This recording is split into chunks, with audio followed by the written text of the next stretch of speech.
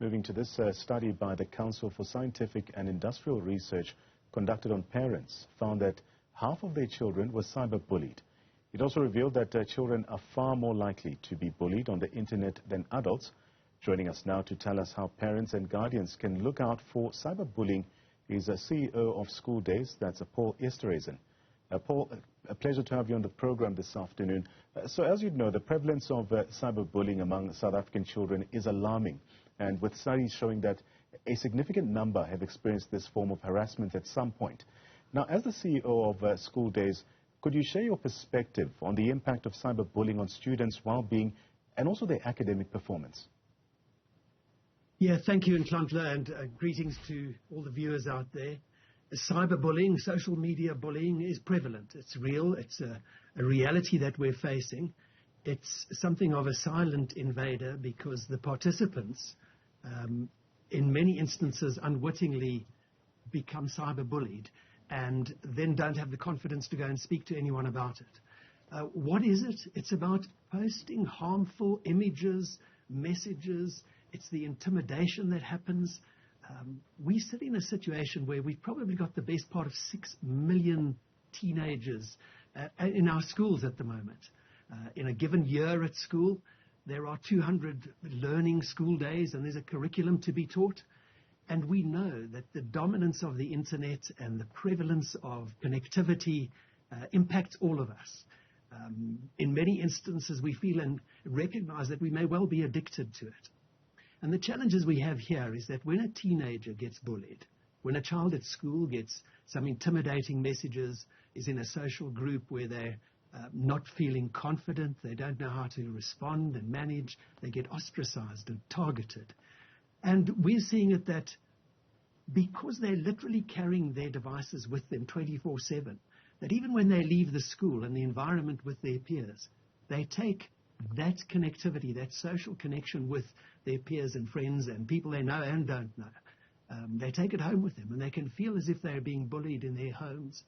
And then the challenges here are that we as parents and guardians and grandparents, we think we've got this under control, but the emerging generation have in actual fact never been not connected to the internet from a very young age. Yeah. And we're seeing mobile devices being given.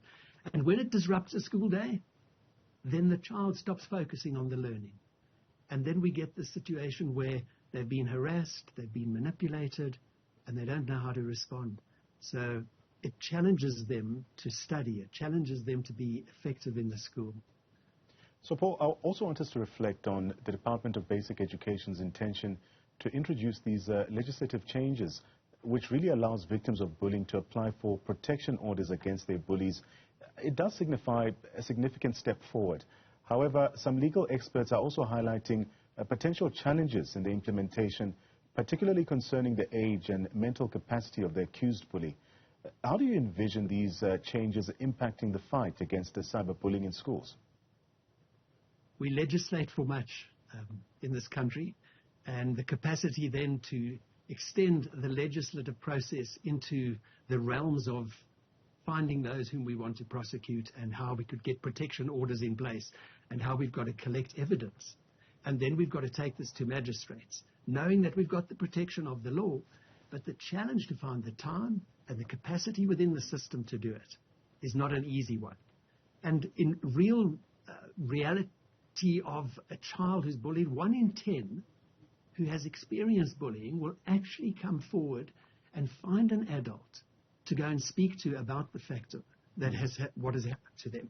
And that's our real challenge, because we've actually got to find a way where we can teach kids the moral principles so that they don't become the bullies, and then they don't bully, and they don't become abusive in what they're doing. And I was listening to a talk the other day, the South African Depression and Anxiety Group, a wonderful work they do for teenagers, for families, and for people who suffer from the depression that these cyberbullying events can cause. Yeah. And the catchphrase they threw into the discussion was, start a conversation. Get your kids confident enough to be able to sit around a table and be able to talk to you. And then when they're finding that they have been somewhat offended or something is coming at them and they don't know how to deal with it. We've got to give them the courage and the conviction to say, switch it off. Exit from the group. Let that be the fact that you ignore the bully. And trying to find that principle for bullying to stop, it needs to be identified. I don't dispute that. And then it needs to be reported. And then the extent of it, and do we have the capacity in our schools for teachers to really be engaging when these things are so rife and any number of children are finding themselves at wit's end?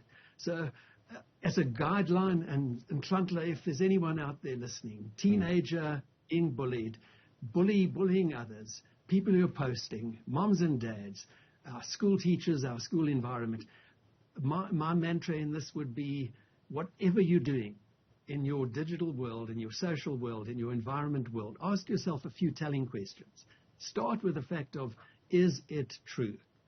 Whatever you're going to be reading, participating in, the sensitivities of the people you're following, the influences that you believe should be influencing you, ask yourself, is this really true?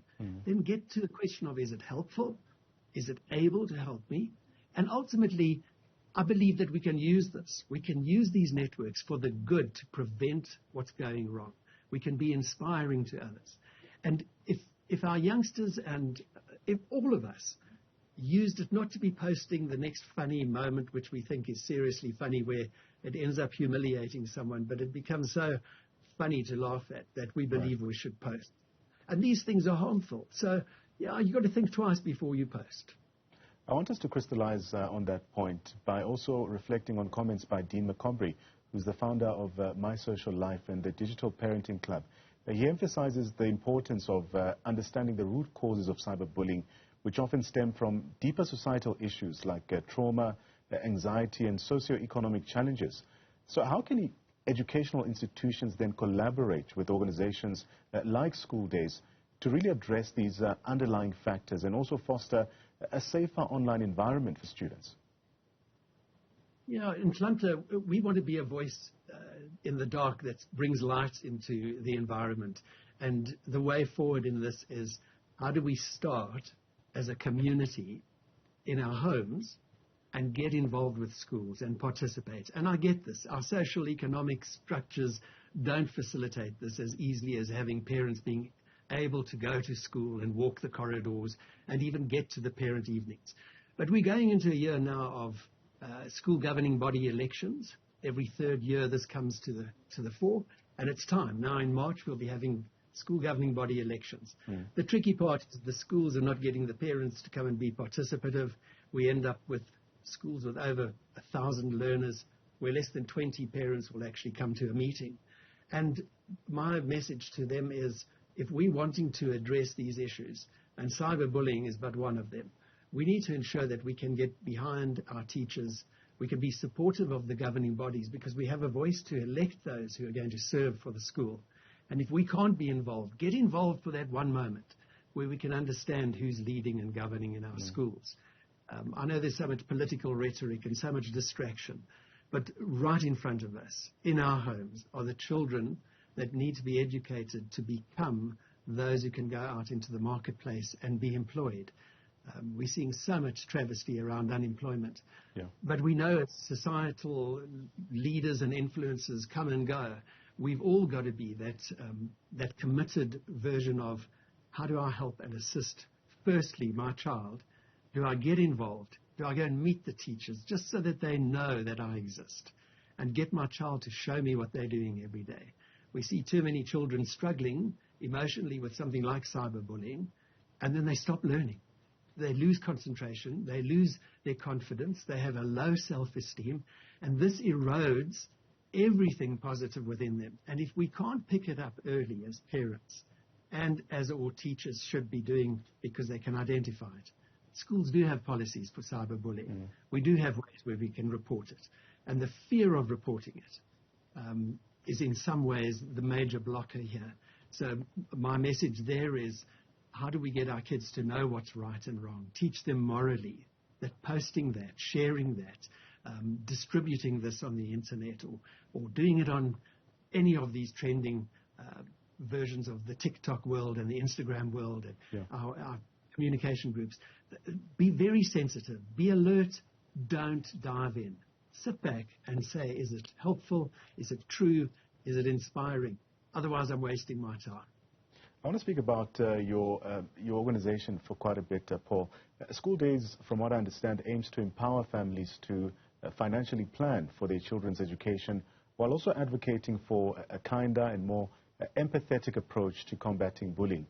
Could you elaborate on specific initiatives or resources that School Days provides to really support parents, teachers, and students themselves in addressing cyberbullying effectively? Yeah, so in the first instance, our School Days platform is designed in that very instance to have a direction for parents who want to plan to pay for the school days of their children's lives. When we put a child in school, we have the commitment to the school, if it's a fee-paying school, that we will be supportive of meeting our commitment and whatever that school fee is. We're aligning ourselves in no uncertain terms with the rewards and loyalty methodology, and we use Discim as an anchor for that, because if you're a Discim card holder, you participate with our reward program to raise funds for schools. And at the same time, the planning to pay, we have a currency called education time points that you can only ever convert and use to pay school fees. But in what the further greater purpose that has emerged for us over the last several years is that so much quality research comes out about what we're facing in the school environment, and a number of topics come to the fore. Cyberbullying has not been a silent participator in disrupting schools. It's been around for some time. So when these matters come to our table in our School Days environment, we want to be a voice that says, let's look at how we can collaborate with business, with parent communities, with schools, to form those relationships, to say we want to be a voice giving people those guidelines of the principles that need to be deployed in order to make this an environment that works. We want a child to get to school, spend those 200 days, knowing that we have supported that child as a School Days environment, and we're appealing to parents to say, get on board, and let's make this not a wave, a ripple. Let's make this a giant wave that comes in and supports our schools across this country. That's where we positioned it. Cyberbullying pops up, and we're looking at, okay, what do we do? Where do we find resources? How do we give teachers the ability to say, when this happens, you could point the parents in the direction that can give them the assistance. And we don't always have to have this about paid-for counseling. We need to find the resource capacity. And there's plenty of good going on in this country to support education and eliminate things like cyberbullying. Yeah. So, Paul, as we wrap up our conversation, and also as children increasingly access social media at a very young age, the challenge of navigating the digital landscape becomes even more complex.